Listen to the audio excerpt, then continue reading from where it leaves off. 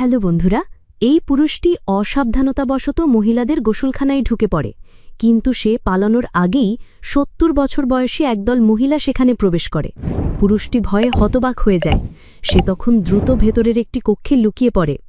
সে ভেবেছিল মহিলারা গোসল শেষ করে চলে গেলেই সে বের হতে পারবে, কিন্তু পাশের কক্ষের এক মহিলা তাকে পিঠ ঘষে দিতে বলে। পুরুষটি তখন কিংকর্তব্যবিমূঢ় হয়ে যায়, কারণ সে জানত যদি সে তাকে সাহায্য করতে যেত তাহলে তার পরিচয় ফাঁস হয়ে যেত, আর যদি সে না যেত তাহলে মহিলার সন্দেহ হতো।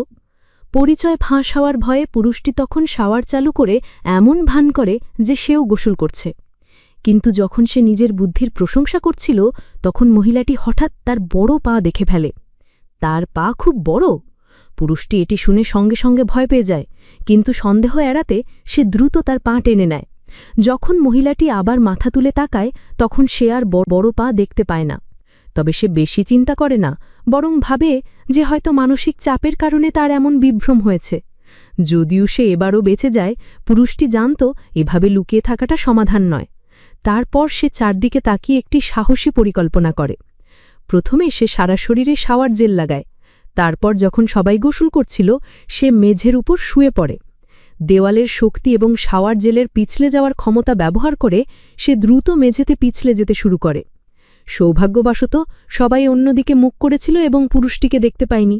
অবশেষে পুরুষটি অল্পের জন্য রক্ষা পায়। প্রিয় বন্ধুরা, মজার এই মুভিটি কে কে দেখেছেন কমেন্ট করে জানাতে ভুলবেন না।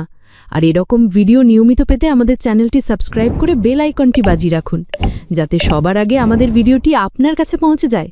ধন্যবাদ।